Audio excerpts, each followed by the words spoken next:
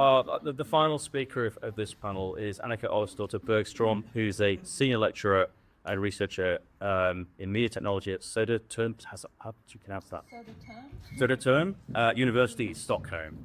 No, and expect what it's called Becoming Moon, a playful ritual to strengthen connections with the often overlooked.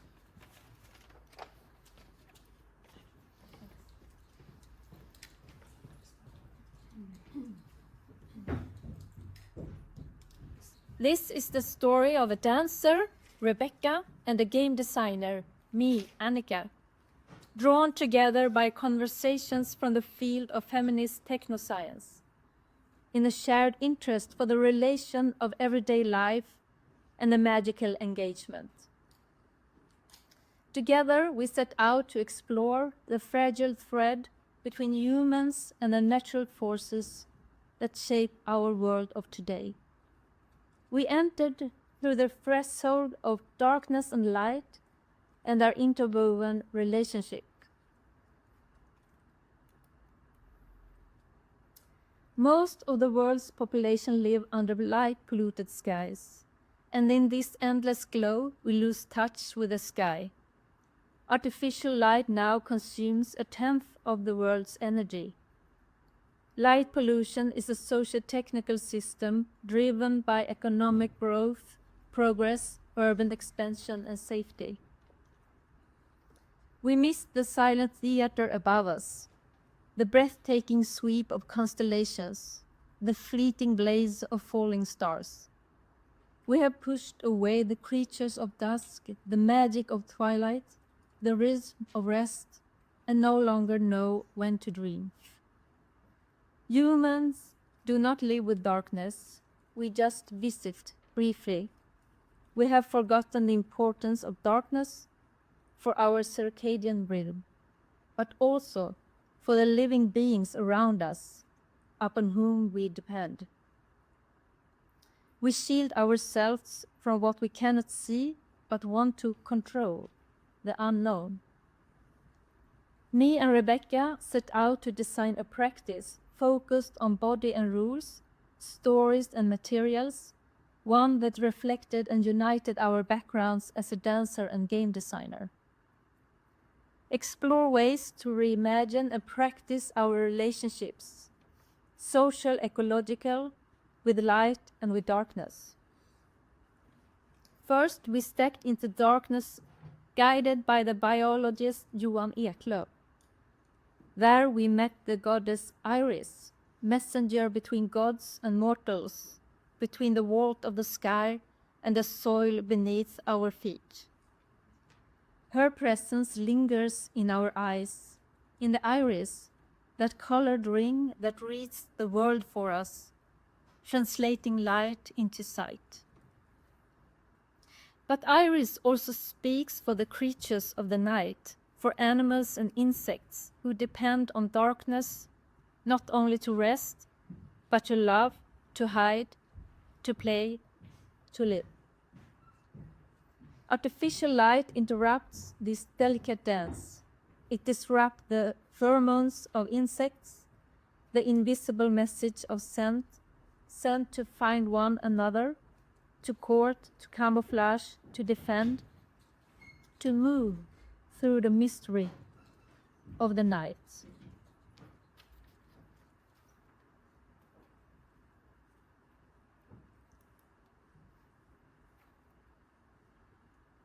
Okay.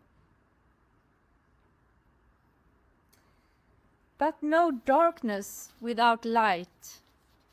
When we turn to the sun, we found one inspiration, the artist Olafur Eilason, The Weather Project, where people flocked to the Tate Modern to bask in artificial sun. It reminded us how deeply we, as humans, crave connection to light and nature, even when simulated. It also sparked a question. How could we unfold stories, practices, and meanings of the things we sometimes think will be continuously? The sun and the moon, two ancient forces, two steady companions. We choose them as the heart of our inquiry. And so we design two rituals, the coming sun and the coming moon. For this specific story, the moon is our companion.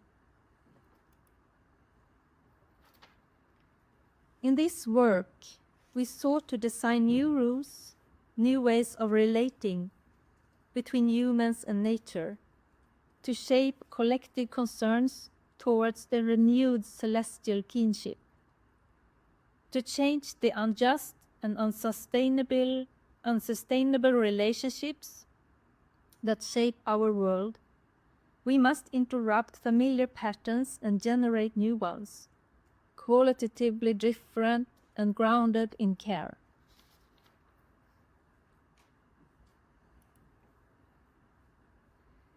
We situated ourselves within a knowledge of our Swedish cultural heritage, tracing the intangible threads of old stories and forgotten traditions. How farmers once read time in the flight of migratory birds, and how ancestors measure it by the sun's path and the flow of water. Through these traces, we sought to rekindle a sense of belonging, rooted in ways of living, attuned to the rhythm of sun, moon, and season. We turned to objects and symbols that carried time within them, tools for orientation and direction, remnants of world where celestial bodies guided daily life. We entered archives, founded standards and flags marked with stars, crescents, and radiant sun. And we found stories, deep-rooted in seasonal rhythms. It was said that on Lady Day, one should lie down with the open sun, early enough that your head meet the pillow at the last rays touched your brow. Or that on Trinity night, water drawn from a north-running spring would bless the coming of spring. The moon phases told farmers when to plant, when to rest, and under the first new moon of spring, children were told to run backwards 3 times around the house barefoot, so as not be bitten by snakes in summer. Through this inventory, dormant gestures, practices, and objects stirred again, an archive not just remembered, but relived.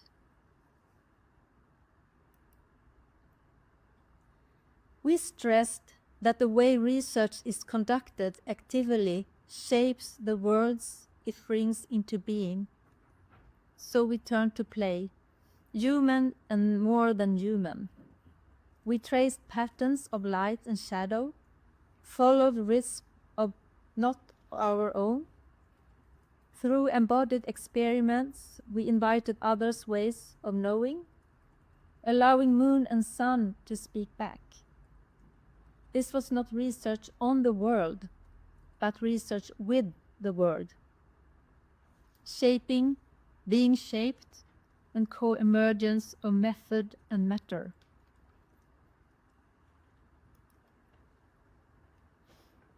Inspired by dance scores and playful manuals, a sun ritual from Colombia, a moon invocation from an artist's hand, we began to move, to test gestures in public space, to let our bodies mirror what happens in the sky, to let ruled movements become a form of astronomy, a choreography of celestial time.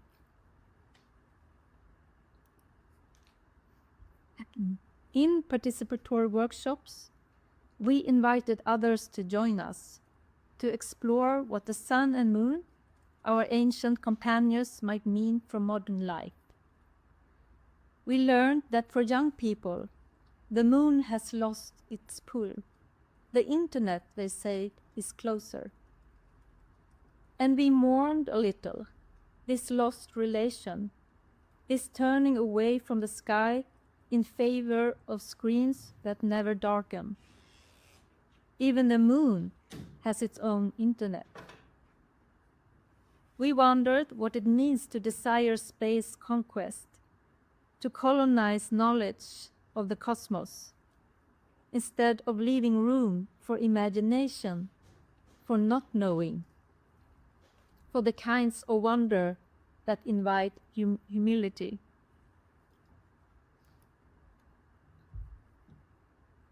We turn to Isabel Stengers and her call for imaginative engagement as a way to make sense of the world differently. Shared imaginings through practice, through touch, through presence. We began to thread it all together. Objects with gestures, words with silence, facts with fictions, chalk with water, stone with drink, paper with hand, fire with foot, manifest with disorder, instruction with play. Games and rituals are both systems maintained by practices where social and ecological engagement could unfold, embodied, imagined, and shared. We set up the ritual in a public event.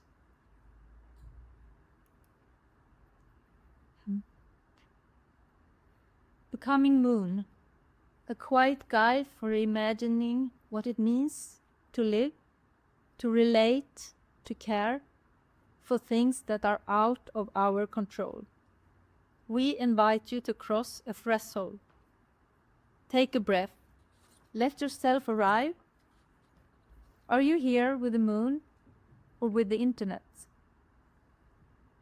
Your hands are washed to remember the north running spring. Navigate into this new world. Let all times, past, present, and yet to come, be woven together. Drink the moon elixir. Let it settle inside you. Feel it echo with tides. Write some words to the moon. Hang it gently around your neck. Carry it with you close. Dip your right hand into the vessel, cool, chalky moonlit. This becomes your moon hand. Receptive, slow, a limb that listens. Let it guide you. Now, carefully, step into the darkened passage. Let your eyes adjust. Let your feet find their way. At the end, the space opens. This is the moon field. A space prepared for you. A candle, a match, a piece of chalk, a pile of sand, 7 cards. A lunar choreography for you to make, a small orbit of acts. You are in the moon's first quarter. Light your candle. Let its flicker be your anchor. Ebb, flow, gravity, rotation. Draw the shape of your moon path with chalk. Feel its pull. Let your moon hand reach outward. Move your moon path. Twice forward, once backward. Time bends. Let it. There is no wind on the moon. Leave your footprint in the sand. Let it hold your weight, however briefly. Unhang your message. Read it aloud to the sky. Let it become a shared chorus. Join the moon in transformation. Burn your words. Let them rise as smoke, ephemeral, released. Can you feel it now? The becoming. Before you leave, pick up the blue moonstone. A small weight, a reminder. Slip it into your pocket and leave in silence.